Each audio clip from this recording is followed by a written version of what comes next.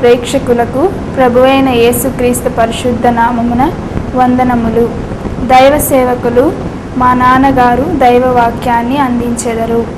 ముందుగా వారిచే వ్రాయబడిన ఒక మధుర గీతాన్ని విందాం.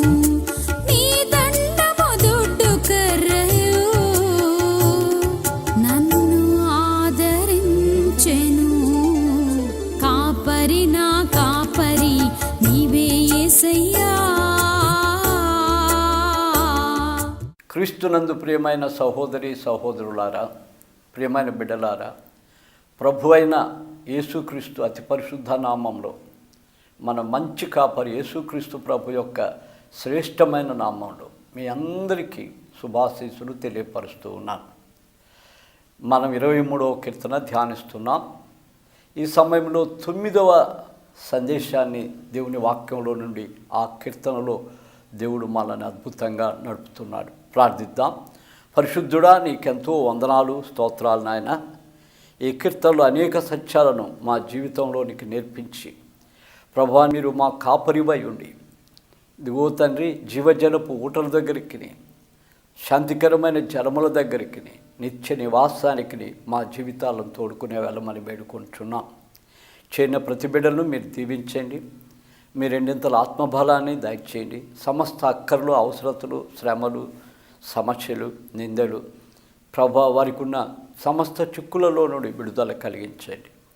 నీ వాక్యం చేత మా జీవితాన్ని పావనపరచమని క్రీస్తు పేర వేడుకుంటున్నాము తండ్రి.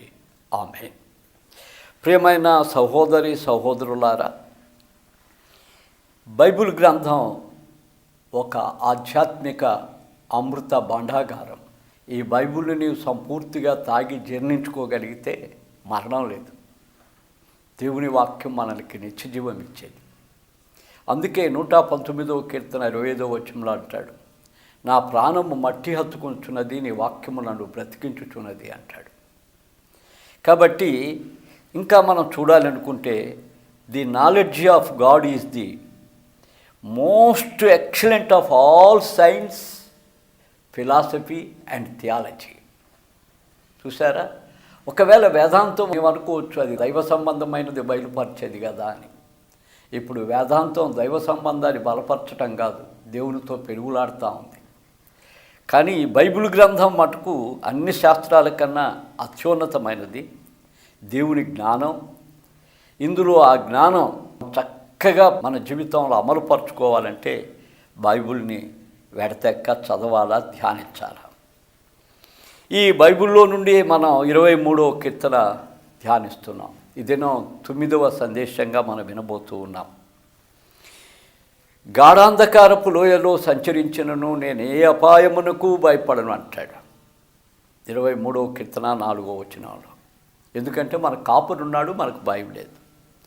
కాపరి అంటే కాయువాడని అర్థం, తన మందాన్ని కాసేవాడని అర్థం. ఈ భూలోకములో పుట్టిన ప్రతి మానవుడు ఎవరో ఒక కాపరి కింద జీవించవలసి ఉంది. చిన్నపిల్లలైతే తమ తల్లిదండ్రులు కాపరులుగా ఉండి వారిని పెంచటం, కాపాడటం, సంరక్షించటం తల్లిదండ్రుల బాధ్యత అయి ఉంది. వారు మంచి కాపరి అయితే మంచి బిడ్డలు వస్తారు. పిల్లలకి తమ తల్లిదండ్రులు ఏ విధంగా కాపరులయ్యారో వృద్ధాపాయంలో పిల్లలు తల్లిదండ్రులకు కాపరులాగా ఉండాలి, వారిని భద్రపరచాలి. ఈనాడు అలాంటి ప్రేమలు తగ్గిపోయాయి. తల్లిదండ్రులను సన్మానించడం మానేస్తున్నాం. ఎంత తప్పది. వృద్ధాపాయంలో నీ కాపుదల వారికి అవసరం. అది దేవుడు నీకు ఇచ్చిన బాధ్యత. చూసావా, యేసు ప్రభు సిలువేయబడినప్పుడు తల్లి బాధ్యతను మర్చిపోలేదు. ఆయన తల్లి బాధ్యతను యెహోవానికి అప్పగించాడు. కాబట్టి మంచి కాపరి మనం కూడా ఈ భూలోకంలో మన బాధ్యతల్లో కాపరులుగా ఉండాలని ఆశించాడు. అయితే ఎంతవరకు ఈ లోకంలో మనం కాపరులుగా బాధ్యతలను నిర్వర్తిస్తున్నా ఆఖరికి మనం దేవుని వాక్యంలో కాకుండా ఈ సృష్టిలో మనం గమనించగలిగిన ఈ సృష్టిలో పశు పక్షాదులు కూడా తమ పసికందులను శత్రువుల బారిలో నుండి పడకుండా తమ రెక్కలతో చక్కగా కాపాడుతారు, తమ జ్ఞానంతో కాపాడుతారు. కానీ ఇది సృష్టి యొక్క ధర్మం. కానీ ఇందులో స్వార్థం ఉంది, స్వలాభం ఉంది, ప్రతిఫలాపేక్ష ఉంది. ఇందులో అన్నీ ఎముడి ఉన్నాయి. కానీ దేవుని కాపుదలలో ప్రతిఫలాపేక్ష లేదు, ఆయనలో స్వార్థం లేదు. ఆయన ప్రేమ ఎలాంటిది అంటే నిష్కలంకమైనది, ప్రతిఫలాపేక్ష లేనిది. ఆయన ఎంత మంచి కాపరి అంటే యోహాను సువార్త 10:11లో నేను గొర్రెలకు మంచి కాపరిని, మంచి కాపరి తన గొర్రెల కొరకు తన ప్రాణం పెట్టును. ఆయనే మంచి కాపరి. ఆ కాపరి మన కొరకు ప్రాణం పెట్టి గాఢాంధకారపు లోయలో సంచరించినను కూడా నేను ఏ అపాయానికి భయపడనని దావీదు అంటాడు. ఆ మంచి కాపరి అయినందువల్ల ఏ అపాయంకు భయపడనంటాడు. మూల భాష అయిన హెబ్రీలో ఈ గాఢాంధకారము అనే పదం మరణాంధకారం. ఈ మరణాంధకారం అనే ఈ లోయ ప్రతి ప్రాణి పోవలసిన లోయ. జాతుష్యం ధ్రువం మరణం అన్నట్లు ఈ భూలోకములో పుట్టిన ప్రతి జీవి కూడా మరణించవలసింది. కానీ దేవుణ్ణి కాపరిగా కలిగి ఉంటే మరణ భీతి లేదు. అందుకే కదా దావీదు 103వ కీర్తనలో నా ప్రాణమా యెహోవాను స్తుతించు అంటాడు. నా అంతరంగములోను సమస్తం ఆయన చేసిన ఉపకారములు మరవద్దంటాడు. సంఘటనలు కుదురుస్తాడంటాడు. సమాధిలో నుండి నీ ప్రాణాన్ని విమోచిస్తాడన్నాడు. ఆ సమాధి లోయల్లో కూడా విమోచించి తన సన్నిధానానికి తీసుకొని పోయే కాపరి నా కాపరి, కాబట్టి నాకు భయం లేదంటాడు దావీదు. ఎంత మంచి మాట ఇది. క్రొత్త నిబంధనలో యేసు ప్రభు శరీరధారి అయి ఆ నిజమైన కాపరి, మంచి కాపరి మరణాన్ని గురించి అనేక సత్యాలను వెలువడించాడు.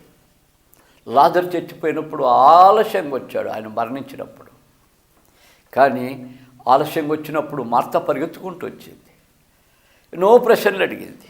కానీ మార్తతో ఒక మాట మాట్లాడాడు యేసుప్రభు, చక్కని మాట మాట్లాడాడు.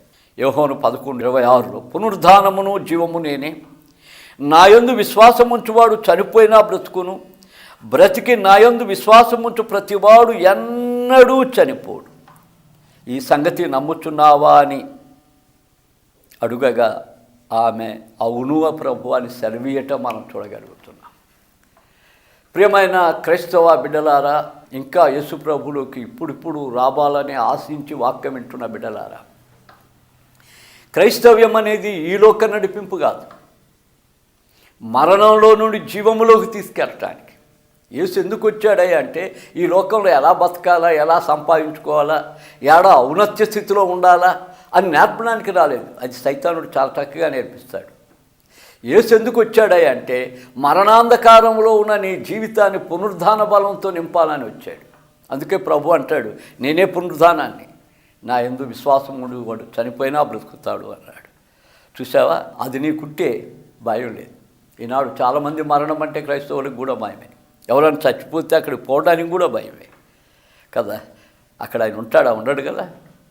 ఇట్లా నిత్య జీవానికో నిత్య నరకానికో తన ప్రాణం పోయి ఉంటుంది, లేకపోతే అక్కడ పరదేశికో పాతాళానికో పోయి ఉంటుంది. ఏంటి భయం? ఎందుకు భయం? యేసుక్రీస్తు అనే కాపరిలో మనకు భయం పోయింది. ఎందుకు భయం పోయిందంటే యేసు మరణాన్నే మరణింపజేశాడు, మరణాన్ని జయించి తిరిగి లేచాడు. ఆయన లేయటం వలన ఒక వినూత్నమైన శోభ చేకూరింది ప్రపంచానికి. యేసువారి యొక్క పునరుద్ధాన సందేశాన్ని మానవ జీవితంలో జీవిత రహస్యాలన్నిటి తెల్లగా చేసి మరణాంధకారాన్ని పటాపంచలు చేసి వెలుగు జీవితాన్ని అనుగ్రహించింది. అందుకే ఒక్కసారి లూకా సువార్త 1వ అధ్యాయం 79వ వచనం కొంత భాగాన్ని మనం చూస్తే, చీకటిలోనూ మరణ ఛాయలోనూ కూర్చుండువారు వెలుగిచ్చుటకై ఆ మహావాత్సల్యమును బట్టి పైనుండి ఆయన మనకు అరుణోదయ దర్శనం ఇచ్చాడు. మరణాంధకారంలో ఇంకెందుకు కూర్చుంటాం మనం? మరణాంధకారం అంటే ఇక భయమేంది మనకు? అరుణోదయ దర్శనం. ఆయన మరణాన్ని జయించి మరణం ముళ్ళుని వీల్చేసి అరుణోదయ దర్శనం ఇచ్చాడు. మన జీవితాల్లో వెలుగుమయం చేసేసాడు. మానవ జన్మస్థాయి స్వర్గపదానికి అంటుకున్నట్టుకు చేసేసాడు. స్వర్గపదాన్ని అంటుకునేటట్టు మన జీవితాన్ని చేసేసాడు యేసుప్రభు. యేసు ప్రభువులో ఆ మంచి కాపరి మరణాంధకారములో సంచరించను, నేను భయపడును అనే చిరంజీవులైన క్రైస్తవులను ఈ భూలోకంలో జీవింపచేయటానికి, విశ్వసింపచేయటానికి, పరలోక పౌరులుగా చేయటానికి యేసు వచ్చాడు. అందుకే యేసుక్రీస్తు లోకానికి వచ్చింది. కాబట్టి ఇక మరణ భీతి పోయింది. పాత నిబంధన గ్రంథంలో మనం చూస్తే 116వ కీర్తన 15వ వచనంలో యెహోవా భక్తుల మరణము ఆయన దృష్టికి విలువగలది. అంటే ఆ భక్తులు ఆ భక్తిలో నుండి మరణించటం. కాబట్టి యెహోవా భక్తుల మరణము ఆయన దృష్టికి విలువైంది అంటాడు. నీవు నేను దేవుని యందు భయభక్తులు కలిగి ఉంటే మరణభీతి మనకు లేదు. మరణం అంటే చాలా ఆనందపడతాం. యోబుకు శరీరం అంతా వ్యాధి, ఆస్తి అంతా నాశనం అయిపోయింది. భార్య నీవు శపించి మరణించమంటుంది. కానీ యోబులో ఎంత పెద్ద నిరీక్షణాస్పదమైన సత్యం అతని హృదయాంతరంగాల్లో దాగి ఉంది. వ్యాధితో ఉండబడిన శరీరాన్ని స్వస్థపడాలని ఆపేక్షించటం లేదు, స్వస్థ కొరకు ఎవరా అని పరిగెత్తటం లేదు, ఎవరి దగ్గరికి పోదాం అనుకోవటం లేదు. తాను అస్వస్థత అయిన శరీరంలో నుండి తాను ఎంత చక్కగా మాట్లాడుతున్నాడో తెలుసా? యోబు గ్రంథం 19వ అధ్యాయాన్ని మనం తీస్తే ఒక చక్కని మాట అంటాడు 25వ వచనంలో, అయితే నా విమోచకుడు సజీవుడు, తర్వాత ఆయన భూమి మీద నిల్చునని నేను ఎరుగుదును. ఇలాగు నా చర్మము చీకిపోయిన తర్వాత శరీరముతో నేను దేవుని చూచెదను. నా మటుకు నేనే చూచెదను, మరి ఎవరును కాదు. నేనే నా కనులారా ఆయనను చూచెదను. నాలో నా అంతర్ద్రములు కృషించుతున్నవి కానీ నేను యేసును చూస్తాను. చెవికి పోతున్న శరీరములో వేసిన ఒక పెద్ద నిరీక్షణాస్పదమైన కేక. ఈనాడు నువ్వు కొంచెం ముక్కొంకర అయితే ఎవరిదానికైనా పోవాలనుకుంటావు. ఆ ముక్కొంకర పరలోకంలో ఉండదు కదా. సరే, అది చక్కగా వస్తే పరలోకానికి పోవడానికి వీల్లేదు కదా. నువ్వు యేసుని రక్షకుడిగా అంగీకరించకపోతే, కాపరిగా నువ్వు ఆయనను అనుసరించలేకపోతే, ఆయన అడుగుజడల్లో నువ్వు నడవలేకపోతే, ఇంత నిరీక్షణాస్పదమైన కేకను వేయగలవా? దావీదేశాడు కదా, ఆయన కాపరి, నాకు ఇంకేముంది, నాకు మరణాంధకారం లేదు, ఆ లోయలకు కూడా నేను భయపడిన అన్నాడు. ఎంత చక్కని మాట, ఎంత విలువైంది ఆ మరణం. క్రైస్తవులు ఏమనుకుంటారంటే చక్కని మరణం పొందాలనుకుంటారు. మంచి మరణం మిమ్ము దేవా, నన్ను వంచు సాతాను నుండి కావాలి అంటే ఏమీ జబ్బు లేకుండా చచ్చిపోతే అది మంచి మరణం అనుకుంటున్నారు. ఎలీషా రోగపీడితుడై చచ్చిపోయాడు. ఎట్లా చచ్చిపోయింది కాదు ప్రాముఖ్యమైంది, ఎలా దేవుని నమ్ముకొని ప్రాణం విడిచాడు, దేవుని నమ్ముకోకుండా ప్రాణం విడిచాడు. దేవుని కొరకు హతసాక్షి అయినా, కొట్టబడిన శరీరం రాలిపోయినా కూడా అది విలువైన మరణం. స్టెఫను యేసుక్రీస్తుని గురించి ఒక గొప్ప సందేశం ఇచ్చాడు. ముస్కరులారా అన్నాడు. దేవుని నీతిని ప్రకటించడానికి ఏమాత్రం భయపడలేదు. దేవుని మాటలు ఉన్నట్టు చెప్పాడు. దానికి ప్రతిఫలం రాళ్ళు, దానికి ప్రతిఫలం కండలు రాలిపోవటం, దానికి ప్రతిఫలం రక్తం పోవటం, దానికి ప్రతిఫలం తన ప్రాణం పోగొట్టుకోవటం. చూసావా, ఆ ప్రాణం పోయేటప్పుడు తన ఆధ్యాత్మిక నేత్రాలు తెరిచి దేవుడు ఏం చేశాడో తెలుసా? పైన నిలబడి ఉన్నాడు 3 ఆకాశంలో, స్టెఫన్ని ఆహ్వానిస్తున్నాడు. ఎంత విలువైంది, ఇంకా భయమైంది. మరణాంధకారంలో కూడా ఆయన తోడై ఉన్నాడు. కళ్ళు మూస్తూ ఉన్నప్పుడు కూడా శరీర నేత్రాలు మూయబడితే ఆధ్యాత్మిక నేత్రాలు తెరిచి ఆయన కనపడి ఆహ్వానించటం. ఇక మరణాంధకారం ఎక్కడుంది? అది మరణాంధకారమైనా కూడా అందులో నుంచే ఆ అరుణోదయ వెలుగును చూస్తాం. ప్రియులారా, ఆ కీర్తనలో ఎంత గొప్ప మాట రాయబడింది అనేది మనం చూద్దాం. ఇక రెండవది, మనం ఇంకొక సత్యాన్ని చూడగలుగుతున్నాం. తన కుమారుడు సొలొమోను ప్రసంగిలో చాలా మాటలు చెప్పాడు, వ్యర్థము అని. ఆయన ఏమంటాడంటే, ఒకని జన్మదినము కంటే మరణదినము మేలు అంటాడు. మరణము అందరికీ వచ్చును కనుక బ్రతుకువాడు దాన్ని మనసున పెట్టకూడదు అంటాడు. చూసారా, మరణదినం చాలా మేలు అంటారు. ఎందుకంటే నిత్య జీవములోనికి వెళ్ళబోయేవాడు బాల్యమునందే ప్రసంగం చెప్తాడు. దేవుని యందు భయభక్తులు గలవాడు తను ఎక్కడికి వెళ్తాడు అంటే దేవుని దగ్గరికి వెళ్తాడు. కాబట్టి ఆ మంచి దినాలు నువ్వు చూడాలి అంటే 34వ కీర్తనలో ఎంత చక్కని మాటలు రాయించాడో తెలుసా? ఆ కీర్తనలో చాలా మంచి మాటలు రాయించాడు. అలాంటి దినాలు నీవు నేను చూడాలి అనుకుంటే 34వ కీర్తన 11వ వచనమునిచ్చి, పిల్లలారా మీరు వచ్చిన ఆ మాట వినుడి, యెహోవా యందలి భక్తులు మీకు నేర్పుదును. బ్రతకగొరువాడు ఎవడైనా ఉన్నాడా? మేలు నొంది అనేక దినములు బ్రతకగొరువాడు ఎవడైనా ఉన్నాడా? చెడ్డ మాటలు పలకకుండా నీ నాలుకను, కపటమైన మాటలు పలకకుండా నీ పెదవులు కాచుకొనుము. కీడు చేయుట మాని మేలు చేయుము, సమాధానము వెతికి దాన్ని వెంటాడము. యెహోవా దృష్టి నీతిమంతుల మీద ఉన్నది.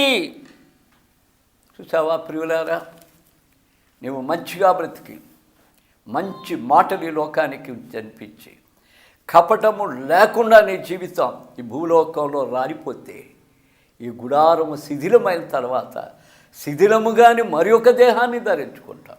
అందుకొరకే ఒకరి జన్మదినము కంటే మరణదినం మేలు. అతను చేసిన క్రియలు, అతను చేసిన విశ్వాసం, అతని యొక్క ఫలభరితమైన జీవితం పరలోకానికి చేరుతుంది. ఇంకేం భయం అండి? మరణాంధకారపు లోయలైనా కూడా నాకు భయం లేదు. నా ప్రభు నాతో ఉంటాడు, అది నాకు మేలు.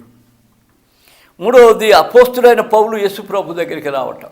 సౌలుగా ఉన్నాడు, ధర్మశాస్త్రంలో ప్రావీణ్యుడు అనుకున్నాడు, దాని పరకం అనిందుని అనుకున్నాడు, పాపం లేనివాడు అనుకున్నాడు.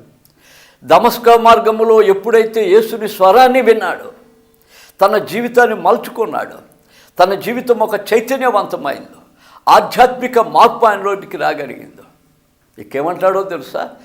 ఏ విధము చేతనైనా ఆ పునరుద్ధాన బలాన్ని నేను పొందాలని సమస్తం నష్టపరుచుకున్నాను అన్నాడు. ఆ పునరుద్ధాన బలం కోసం పరిగెత్తాడు. యేసుక్రీస్తులో లేపబడిన వాడిగా ఉండి ఆ పరలోక రాజ్యం వైపు చూచాడందుకు కౌలసిలు అంటాడు, మీరు క్రీస్తుతో లేపబడిన వారైతే పైనున్న వాటిని చూడమన్నాడు. అక్కడ చూచాడు పరలోక రాజ్యాన్ని. నా పౌరస్థితి కూడా అక్కడే ఉందనుకున్నాడు. ఇక ఆయనకు మరణం భయం లేదు. అందుకే ఫిలిప్పీ 1:21 చెప్తాడు, నా మటుకైతే బ్రతుకుంటే క్రీస్తు, చావైతే నాకు లాభం అంటాడు. నేను వెడలిపోయి ప్రభువుతో ఉంటానంటాడు. ఎంత చక్కని మాట! నేను వెడలిపోయి క్రీస్తుతో కూడా ఉంటాను, మరణం అంటే నాకు భయం అంటాడు. అందుకే 1 కొరింథీ పత్రిక 15వ అధ్యాయం అంతా పునరుద్ధానాన్ని గురించి రాశాడు. అక్కడ ఎంత చక్కని మాట్లాడతాడు. మరణాన్ని పిలిచి, ఓ మరణమా నీ ముళ్ళెక్కడ, ఓ మరణమా నీ విజయం ఎక్కడ, నువ్వు యేసుక్రీస్తులో ఓడిపోయావు.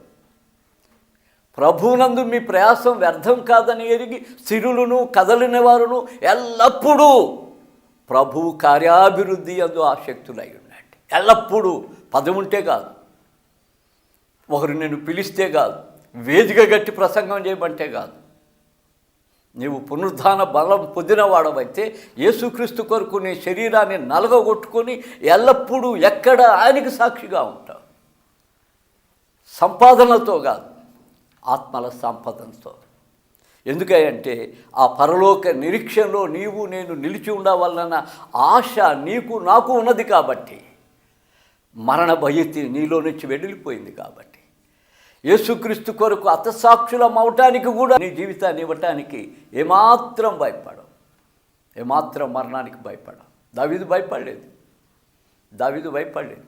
తన పరిశుద్ధుని కుడుబట్ట నేను అంటాడు ఆయన. చూసారా ఎంత నిరీక్షణాస్పదమైన మాటలు మాట్లాడతాడు.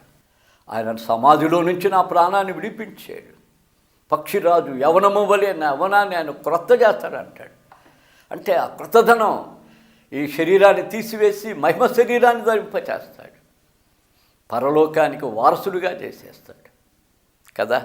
ఇక మరణ భయం ఏముంది, మరణమేముంది? మరణం ఎప్పుడో ఓడిపోయింది, మరణం పారిపోయింది. యేసుక్రీస్తులో మరణం ఓడిపోయింది.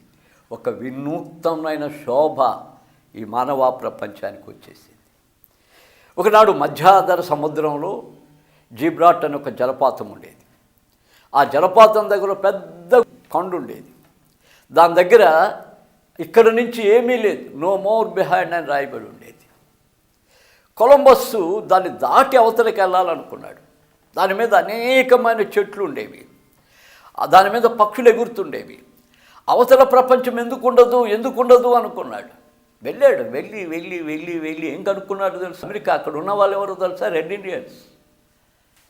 చూసారా, మళ్ళా తిరిగి వచ్చినప్పుడు ఆవల ఏమీ లేదని తుడిచేసి ఆవల చాలా ఉంది, నో మోర్ బిహైండ్. అక్కడ చాలా ఉంది. యేసుక్రీస్తు కూడా మరణ సమాధిలోనికి పోయి దాన్ని విరిచి మరణాన్ని లేచి అవతల చాలా జీవితం ఉంది బిడ్డ. అందుకే నేను లోకంలోకి వచ్చా. నువ్వు యాత్రికుడవు, నువ్వు వస్తావు ఈ లోకానికి. అందుకే మోసం అంటాడు, తరతరములు మా నివాస స్థలము నీవేనయ్యా అంటాడు. ఈ భూలోకంలో మేము యాత్ర జీవితం, నరులారా మట్టికి తిరిగి రమ్మన్నాం. మా దినము లెక్కించుట నేర్పించి జ్ఞానహృదయం మిమ్మల్ని ప్రార్థించాడు. ప్రియమైన బిడ్డలారా, క్రైస్తవులమైన మనకు మరణాంధకార లోయలో కూడా ప్రభు తోడై ఉంటాడు. దావీదు చెప్తున్నాడు, మరణ శాసనాలు మనల్ని ఏమి చేయవు. మన ప్రభువు మృత్యుంజయుడై ఆయన మహిమ ధైర్యాన్ని ధరించి పరమానందభరితులైన ఆయన శిష్యులు సిలువనే శ్రమగా ఎత్తుకోవటానికి శ్రమలను భరించి ప్రాణత్యాగాన్ని చేసి ఈ విశ్వమంతా కూడా దేవుని సువార్త పునరుద్ధాన బలాన్ని నింపేశారు, ఒక్కసారి పరిమళింపచేశారు. చూసారా, ఆనాడు 12 మంది శిష్యులు ఇక్కడే ఉండిపోదాం, యెరూషలేం బాగుంది, ఇక్కడ మన యూదులు ఉన్నారు, మన మతస్థులు ఉన్నారు, మన కులం ఉన్నారని నిలబడలేదు వాళ్ళు. తోమ వచ్చి మన దేశంలో ప్రాణం పెట్టాడు. పేతురు తిరగదెప్పి సిలువేపించుకున్నాడు. బైబిల్ గ్రంథంలో చూడకపోయినప్పటికీ చరిత్ర చాలా విషయాలను మనకు తెలియచేస్తుంది. అందరూ ప్రాణత్యాగం చేశారు. ఎందుకు చేయగలిగారు? యేసుక్రీస్తు కొరకు ఆ పరలోకంలో ఉంటాము అని, మనం పరమ కాపురైన యేసుతో సంచరిస్తున్నాము అని, ఆ కాపులతో సంచరించేటప్పుడు మన జీవితానికి మరణ భయం లేదని ఆశించి ఆపేక్షించి వారు తమ ప్రాణాలను త్యాగం చేశారు.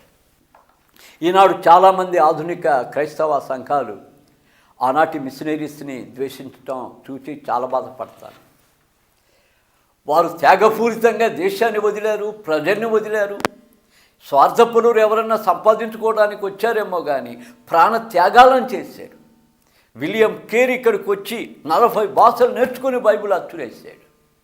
తెలుసా, తన కుమారుడు చనిపోతే ఆ రాత్రి భార్యాభర్తలు ఇద్దరు బూడ్చిపెట్టి వచ్చి మరలా ట్రాన్స్లేషన్ చేస్తుంటే తన భార్య డోరతి ఏడుస్తూ తన భర్త ఎంటుకలు లాగుతూ ఉంటే ఏమన్నాడో తెలుసా? దేవుడు తీసుకున్నాడమ్మా, మనం కూడా అక్కడికి వెళ్తాం. దేవునికి ఎంత ప్రాధాన్యత ఇచ్చాడు. మరణాంధకారపు లోయలు సేవకు అడ్డమొచ్చినా కూడా జీవపు రక్షణ వెలుగు ఆయన హృదయంలో ప్రకాశించింది. ఆ త్యాగపూరితమైన హతసాక్షుల రక్తం మీద కట్టబడింది యేసు రక్తంలో ఉద్భవించిన సంఘం. హతసాక్షుల రక్తంలో ప్రజ్వరిల్లింది. మిషనరీస్ త్యాగ ఫలాలలో ఫలాలు అందుకున్నాయి. ఇప్పుడు నీవు నేనేం చేస్తున్నాం? సంఘాన్ని ఒక స్వార్థపర సంఘంగా మార్చేస్తున్నామా? ఒక ధనిక వర్గ సంఘంగా మార్చేస్తున్నామా? 4 గోడల మధ్య ఒక కోనేరుగా చేసేసి నీ మందిరంగా నా మందిరంగా ఎల్లప్పుడూ అక్కడే ఉండిపోతామని ఆశించి ఆపేక్షించి ఆ గోడల మధ్య ఉండిపోతున్నామా? దేవుని సువార్త కానీ, దేవుని యొక్క సంఘం కానీ, దేవుని యొక్క దృష్టి కానీ 4 గోడల మధ్య కోనేరు కాదు, ప్రవహించే సెలయేరులో. ఈ సెలయేరుకి ఏ మాత్రం స్థలముతో, కులముతో, మతంతో భేదం లేదు. ఇదంతా ప్రవహించి పరలోక దైవ మందిరానికి వెళ్ళేది. ప్రియులారా, ఆ మరణ లోయలు మనల్ని ఏమి చేయవు. యేసుక్రీస్తులో మరణం ఓడిపోయింది. ఆయన మరణాన్ని జీవానికి మార్చేశాడు. ఎంత గొప్ప దేవుడు కదా! ఈ కీర్తనలో ఈ పదం ఎంత బాగుంది. మరణాంధకారపు లోయలలో నేను సంచరించినను ఏ అపాయమునకు భయపడ. గడాంధకారపు లోయ అనేది హీబ్రీ పదంలో మరణాంధకారం. ప్రార్థిద్దాం. గొప్ప దేవా, నీ పాదాలకి ఎంతో వందనాలు తండ్రి. నీ పాదాల దగ్గరకు వచ్చి నిన్ను విశ్వసించిన ప్రతి బిడ్డకి మరణ భయం లేదు. ఆ లోయల్లో కూడా నీవు తోడై ఉంటావు. స్టెప్పని కళ్ళ మూస్తూ ఉన్నప్పుడు ఆత్మీయ నేత్రాలను తెరిచి నీవు నిలబడి ఉన్నావు తండ్రి. ఆహ్వానిస్తున్నావు. అలాంటి మరణం, అలాంటి సాక్ష్యం, అలాంటి నిరీక్షణ మా అందరికీ దయచేయండి. ఈ లోకంలో యాత్రికులమని మర్చిపోకుండా, పరదేశులమని మర్చిపోకుండా పరమపురి మార్గంలోనికి చేరటానికి మమ్మల్ని అందరినీ సిద్ధపరచమని క్రీస్తు పేర వేడుకొంటున్నాము తండ్రి. ఆమేన్. తండ్రి, కుమార, పరిశుద్ధాత్మ కాపుదల సదా తోడై నడిపించుడు కాక. ఆమేన్. మా చిరునామా reverend Kanchela Prabhudas pastor, the lone star Telugu Baptist church, ABM compound, Subedarpet, Nellore. Pin code number 524001.